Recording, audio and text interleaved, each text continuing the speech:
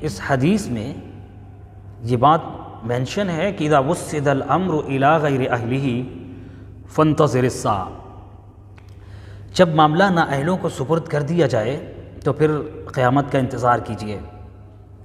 اب آپ دیکھیں کہ نااہلوں کا جو بہت سارے منصب ہیں، ایک تو یہ ہے کہ کسی تنظیم کے آپ صدر بنا دیے جائیں، تنظیم کے صدر بنا دیے جائیں، لیکن آپ اس تنظیم کی صدارت کی اہلیت نہیں رکھتے۔ بہت ساری تنظیمیں ہو سکتی ہیں لیکن اس سے اتنا نقصان نہیں ہوگا۔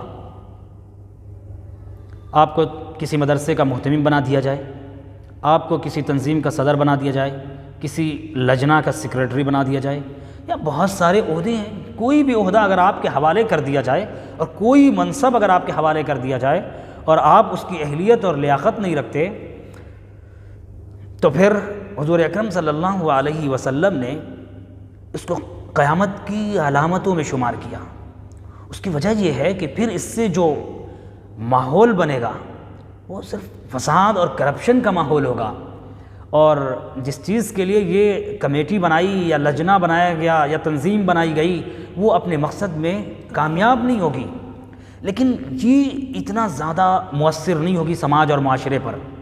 سب سے زیادہ مؤثر جو ہوگا وہ سماج اور معاشرے پر وہ اساتذہ ہیں۔ اب اگر اساتذہ ہی نااہل ہو جائیں تو پھر سماج اور معاشرہ سب سے زیادہ متاثر ہوگا، یعنی اس سماج اور معاشرے میں سب سے زیادہ کرپشن اور سب سے زیادہ بد اخلاقی اور سب سے زیادہ انارکی جو پھیلے گی وہ ان اساتذہ کے نااہل ہونے کی بنیاد پر ہوگی۔ اس لیے امام بخاری نے کتاب العلم میں اس حدیث کو ذکر کرنے میں اس کی طرف بھی ایک اشارہ ہے۔ میں نہیں کہتا اسی لیے ذکر کیا ہے، لیکن بہرحال اس کی طرف اشارہ ہے۔ تو اس لیے اساتذہ کی جب تقرری کی جائے، دیگر اگر تنظیموں کے صدور سیکریٹری اور بنائیں تو اس سے اتنا زیادہ فرق نہیں پڑے گا جتنا زیادہ فرق ایک نااہل اساتذہ سے پڑے گا۔ اس لیے کہ یہ اساتذہ جو ہیں یہ مستقبل کی ایک نسل تیار کر رہے ہیں، اور اگر اساتذہ ہی نااہل ہوں گے تو یہ جو مستقبل کے لیے جو ایک جیل اور ایک نسل تیار کی جا رہی ہے وہ پورے سماج اور معاشرے کو لے ڈوبے گی۔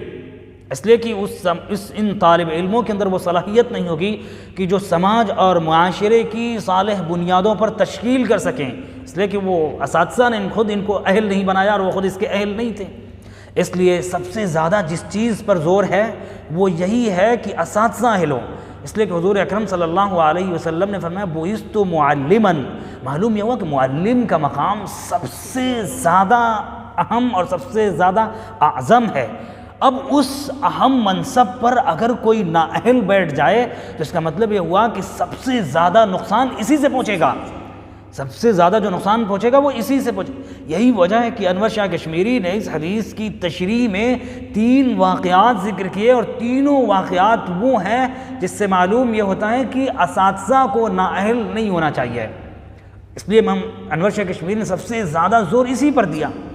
آج ہمارا جو مدارس کا جو سسٹم ہے، جو پورا جو سینیریو ہے وہ یہی ہے کہ اس میں اساتذہ کی اہلیت اور نااہلیت کو نہیں دیکھا جاتا، بلکہ کہیں نہ کہیں تعلقات ہیں، کہیں نہ کہیں کوئی دیگر فوائد، دیگر کہیں نہ کہیں دوسرے اسباب ہیں جن کی بنیاد پر اساتذہ کی تقرری عمل میں آتی ہے، جس کا نتیجہ صاف ہے۔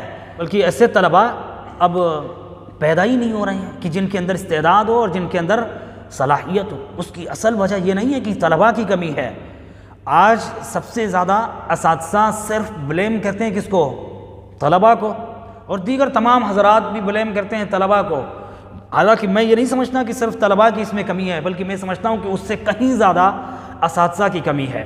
اگر طلباء اگر ناقص نکل رہے ہیں یا ان کے اندر استعداد نہیں ہے، اس کے اندر صلاحیت نہیں ہے، اس لیے کہ درخت تو اپنے پھل سے پہچانا جاتا ہے۔ اب اگر یہ طلباء اگر زبردست صلاحیت اور استعداد کے حامل نہیں ہیں تو ان میں صرف طلباء کی کمی